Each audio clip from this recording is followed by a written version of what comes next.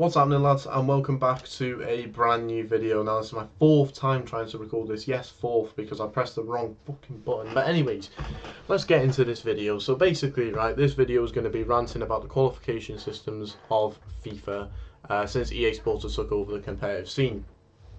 This is before the before the Gfinity, after the Gfinity days in FIFA 16, FIFA 15, even FIFA 14 and stuff like that.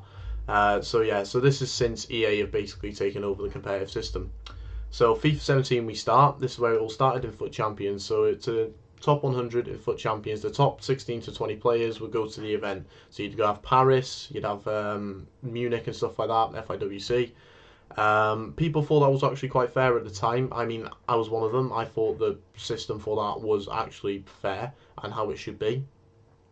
And the best players did pretty much make the event. There was a few players that missed out, but if you weren't consistent, you didn't make it, and fair enough. However, there was a bit of a problem with that, which I'll get into in FIFA 18. So FIFA 17, no complaints from me. What they did at the tournaments in terms of qualifying for different separate tournaments, that's just a different category in itself, but I'm talking about genuine online qualification here, right, for tournaments. So then you move on to FIFA 18. FIFA 18, you go from 16 to 20 to 64. You think, massive jump, big tournaments now. And to be fair, going to the events, I went to both events, Barcelona and Manchester. They were good events. Well, I say the Barcelona wasn't really that well run, but it was still a good event in terms of the coverage it got, in terms of everyone taking interest in it. It was really good, really good. It was good to be a part of. But actually, online qualification to get top 64 was interesting in the regard that some players would play higher level players or same level or even a bit lower compared to other players as well. So what I mean by that is someone could play their games Friday because they have commitments, they have work commitments, they have maybe a date to go to, I don't know, family meeting or something, I don't know, but something along that line. And yeah, so like they'd have that along the line, and then they just basically messed it up in terms of like players who had spare time, like really spare time, maybe didn't have a job and stuff like that, could play around about 4 or 5 o'clock in the morning and pretty much match nobody, or just like play at a specific time and not really match the good players that they're supposed to be playing in FUT Champions and stuff like that. And it just wasn't fair. It wasn't fair, and you can tell like not many people are happy with it, even the players that were qualifying for events etc. still were not happy with that system. And yeah, it's just like it changed in FIFA 19, right? So in FIFA 19 it goes and changes. So we have pro versus pro. This is what everybody's been wanting. This is this is what has been talked about at the events leading up to this. The qualification system's wrong. Can we do something about it? What do they do in other sports? What do they do in other esports? They put up decent players against decent players to see who's the best out of them, and then the best of the best make the events. On paper, that sounds absolutely fantastic. It sounds brilliant. Can't wait to get started. Can't wait to get going. Okay, so first event we have, first qualifier we have for the year, FIFA 19. It was interesting. It was an interesting event. Everyone's getting used to the game and stuff like that. And yeah, there's a few players there that possibly, couldn't have qualified on that day, or they could have been, they could have qualified. They did qualify on that day and stuff like that. And then obviously you go to see like Tex and stuff like that, who's dominant throughout the whole year and stuff like that. But yeah, so that was FIFA 19 in terms of that first qualifier. From there on, it started getting worse and worse and worse. When the player base was increasing, there was loads of problems with like admins, players cheating, players just like taking a long time, even like having like 95% possession probably, I don't even know, but like just stupid things like that. But anything to win, alright? It is a tournament and you want to like do anything possible to win the game. That's what sport is, that's what competitive play is. And to be honest with you, if there isn't a rule about it, you should do it. It's just how it is. If there's a glitch in the game, you exploit it. And I'm saying that. I'm saying that because EA have made this game, well, made FIFA 19 anyways, a glitchable game. The game was a glitch. So if you didn't abuse some of those glitches, then you weren't getting far at all. There was only very few players that would get far by not abusing glitches, but there was very few. So yeah, so that was like quite interesting. So yeah, like throughout the whole year, it was just not, just wasn't great. It was just starting to get a mess in terms of online qualification and stuff like that. Players getting banned for just ridiculous things, and there was a time where even like Task got banned. I don't know, it was for something really, really stupid, to be honest with you, where like he brought in a player at like 3 o'clock in the morning or something like that, like into his new team, and he wasn't allowed to switch him out, or he wasn't allowed to switch him in or something like that, and he got forfeited from the tournament. Yes, forfeited for something absolutely ridiculous like that. It's literally stupid. Like that was the admins at the time, right? And I haven't even been going on FIFA 20, and FIFA 20 is just, my blood's boiling. But yeah, FIFA 19, players weren't really happy with it. We even split regions at a time. It was West Europe and East Europe. Players weren't happy with it. I mean, not many players were happy. The connection issues were still there. Still having connection issues now. Then yeah, that didn't really work out. So they just brought it back to combined EU, which it should have been anyways. Like, but yeah, so the player base started getting bigger. The tournament started getting worse, and that was basically it. So moving on to FIFA 20. Wow, I can't believe how bad this year has already been.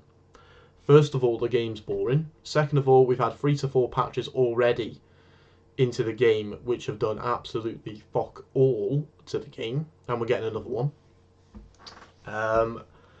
It's just so many things to list off. Honestly, there's just so many things to just talk about FIFA 20.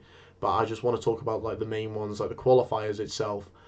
It's just a shit show, like an absolute shit show. Like, players wanted pro versus pro, but people are moaning. And I'll tell you why they're moaning.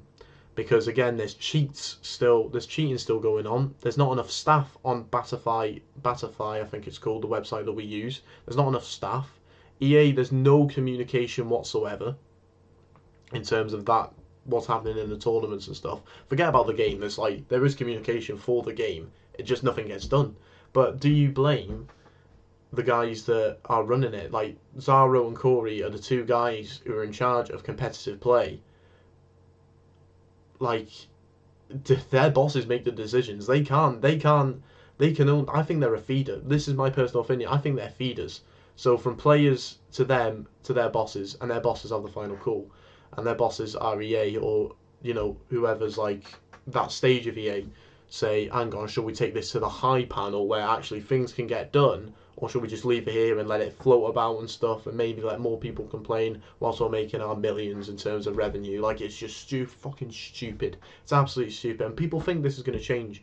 People genuinely think this is going to change. I don't. I don't. I think there's going to be small changes, but why would they need to change it? Why change it when their company is profiting so much off promos? When people buy loads and loads of FIFA points, they just stick out a promo. There you go. There's a couple of million made just like that.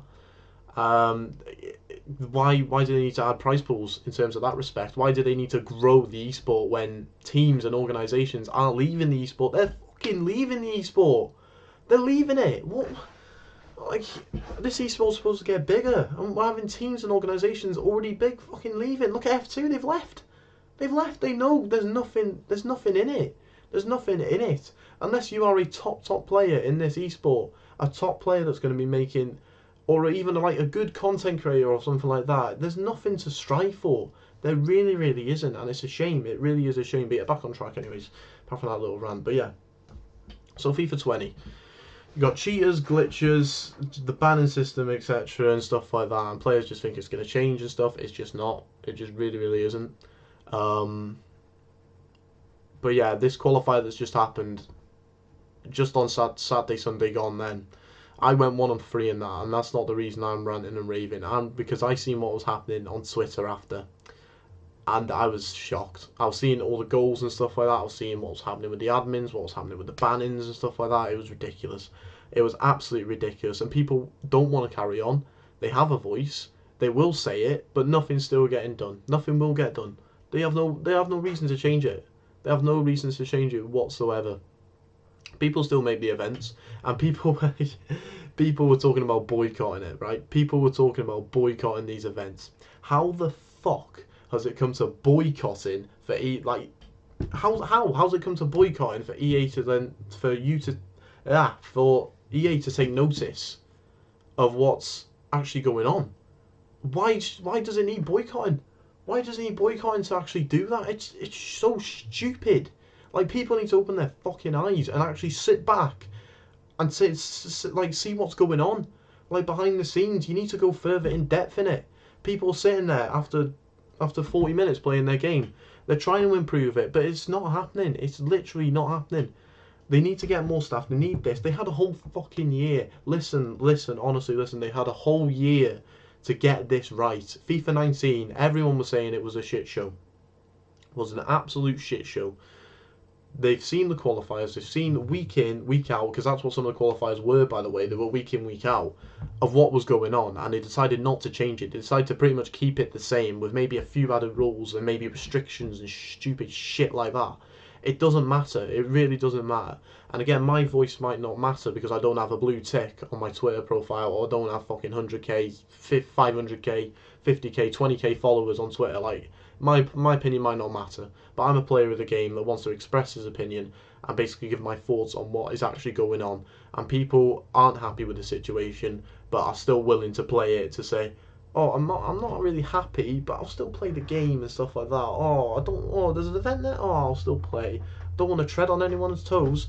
It's fucking dumb. It is absolutely stupid, and it really, really, really is annoying. Like, it's not even the players' faults. That's the problem. It's not even our player base that play the game, that try on the qualifiers and stuff like that. It's not even our faults.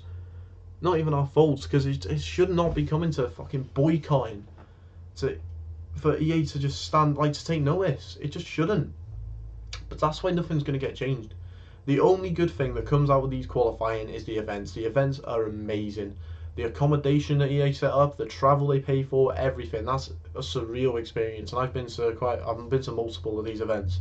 They're unbelievable. When it goes to the event, it takes care of itself. We're all looked after, we're catered for. Maybe a few problems here and there, like everything is, but you know, not everything's perfect at the end of the day, but it's just how it should be. The online qualifiers are a mess. Really, really are a mess. I don't know a system that's harder to qualify, in my opinion, like maybe Fortnite possibly, online with connection issues, with lag, with delay, with slow gameplay, with not consistent gameplay, not consistent results, than FIFA. Like, it's stupid. It's absolutely stupid. And I've said this personally, and this is my personal point of view, right? I think it's easier at the events to play than it is actually at home qualifying. And I'm not saying that just due to the level of players, because that's got nothing to do with it whatsoever. You feel more comfortable at an event, well, personally me, than you do at home sitting there just playing, because you're more pressure to get to the event than actually what you do at the event. What you do at the event is possibly irrelevant. It's actually getting to it that's the hardest part. It's just a joke, man. It's just an absolute joke. But do I expect anything to change? No, absolutely not. I don't know why people expect things to like change. Yeah, what they should do, in my opinion, is they need to split up. So they need to split up British Isles, Germany, like those sort of countries like Germany, Spain, Holland, or something like that. Like, connection things like that needs sorted 100%. But like gameplay, that's out the window. Like, we're never gonna get good gameplay until 2030. Like, that's just not gonna happen. So it's gonna be connection until FIFA, like until cross-platform probably comes in. I think when cross-platform comes in, it'll probably solve most of the problems. Hopefully, anyways, hypothetically. But at the minute, it's just ridiculous. Like, it should be for British Isles 2 or 3 places maybe, and then 2 to 4 places. Then maybe for like America, like maybe like 4 to 5, like keep how it is and stuff like that. It's just like how it should be. Connection issues need sorted before anything else, because people are still having a problem. Then you have players cheating and stuff like that. But yeah, it's just unbelievable, man. It really is unbelievable. And again, this is off the cuff, and if anything I have said in this video has offended anyone or etc., again, I apologise. But then again, do I apologise? Like, something needs to be said, something needs to be done. Again, I don't have a flashy name, so maybe my opinion might be invalid, but still, I'm a player of the game. I want what's best for this esport. I want a career in this esport. As I say, I'm so lucky to be with Fifa Esports. Really, really, I'm lucky to have them alongside me. You know, great people working alongside great people and stuff like that. Really, really lucky to have them alongside me. Also, some of the people in the scene are brilliant to talk to have a long chat to and stuff. Absolutely brilliant. Even like, you know, close family and stuff like that always ask, "Oh, how you doing?" Oh, that's amazing when you explain it out as like what you're doing as a job to someone random. They go amazing because I work in a public place, right? So like you explain it and they just go, "Oh wow," eyes widen and stuff like that. But yeah, it's just not going to be sustainable at all. Like even the upcoming players and stuff, just there's no platform for them to rise. They won't make an event. What's the point? They don't have a chance. They don't have an opportunity because the player base is literally so small. And like in terms of like getting to the events, it's just not going to happen. They need to raise top 32 to top 64 minimum. Maybe even more. I don't even know. Like the more players that come in, they'll need to up the tournaments, up the prize pools, but they won't do that. They will not do that. Why should they do that? Why should they do that when they're sitting, counting, collecting their money as per fucking usual? But yeah, that's just basically it. Feel free to agree, disagree, whatever I said in the video. Yeah, feel free to tweet me or whatever. Basically your input, and I would love for like pros or anyone just to get on board with this. Like if you agree with what I have to say, and I've sat through basically 17 to 18 minutes of this video, I really appreciate it. I really do appreciate it. But yeah, lads, that's basically all I have to say about that. And yeah, just roll on the next qualifier in 6 weeks. 6 weeks, I guess.